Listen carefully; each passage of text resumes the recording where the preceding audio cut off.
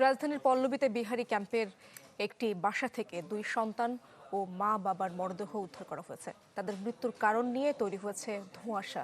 পরিবারের দাবি, ঋণের বোঝা সহ্য করতে না পেরেই এই পরিণতি।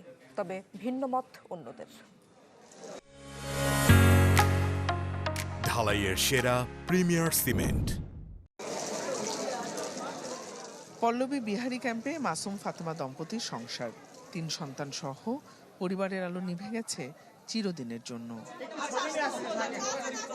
বৃহস্পতিবার দুপুরের দিকে মাসুমের ঘরে আসেন একটি ঋণদাতা সংস্থার এক কর্মী। দেখতে পান তার ঝুলন্ত মরদেহ।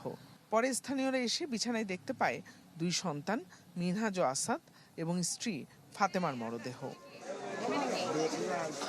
এ ঘটনায় চাঞ্চল্যের সৃষ্টি হয়েছে এলাকায়। পরিবার বলছে, ঋণের চাপে এমন পরিণতি মাসুমের। নাসিমা আপু উনি কিস্তি নিতে আসছে তো চিল্লাচিল্লি কাইন্দা উঠছে। হ্যাঁ, আমার কইছে কি হয়েছে নাসিমা আপু, আপনি চিল্লা চিল্লাইতেছেন? গলা ফাঁসি দিছে, মাসুম গলা ফাঁসি দিছে। তার অভাব অনাটনের সংসার ছিল। স্ত্রীর সাথে যৌথভাবে কথাবার্তা বলে মনে হচ্ছে যে এই কাজটা, এই ঘটনাটা ঘটাইছে। তবে স্থানীয়দের অভিযোগের তীর মাসুমের ভাই সহ পরিবারের বাকি সদস্যদের দিকে। জালের সাথে সবসময় ঝগড়া থাকতোই। আমরা দোতলাতে দেখতাম। কালকে ওই সেই ঝগড়াটাই দেখলাম যে ওনার জালে বাচ্চা নিয়ে কি হয়েছে, জালে ওই বাচ্চা নিয়ে ঝগড়া দেখলাম। আর শেষ ঝগড়া এটাই দেখলাম। আর রাইতে ওই মাসুম বাড়ি রাইতে 12টার দিকে শেষ দেখাই দেখলাম। পুলিশের প্রাথমিকভাবে ধারণা হতাশা থেকে আত্মহত্যা করে থাকতে পারে সে। তবে প্রকৃত কারণ জানতে ময়না তদন্ত পর্যন্ত অপেক্ষা করতে হবে। আমরা এটা আত্মহত্যাজনিত একটি ঘটনার সত্যতা প্রাথমিকভাবে পেয়েছি।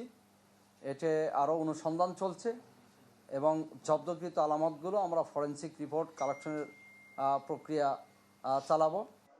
এদিকে ব্র্যাক সেভ এনজিও বলছে, আগে ঋণ নিয়েছিলেন মাসুম, তার সবই পরিশোধ করা হয়েছে। 40,000 টাকা লোন নিয়েছে 25 সালে, কিন্তু ওই লোনটা শেষ হয়ে গেছে ওনার। এখন উনি আমাদের কাছ থেকে উল্টা পাবে, কারণ ওনারা প্রতিদিন সঞ্চয় জমা করে ওই টাকাটা নিতে আমাদের কর্মী আপা যায় আর কি। মরদেহ উদ্ধারের পর তা রাখা হয়েছে শহীদ সোহরাওয়ার্দী মেডিকেল কলেজ হাসপাতালে। জিনিয়া কবির সূচনা, চ্যানেল 24, ঢাকা।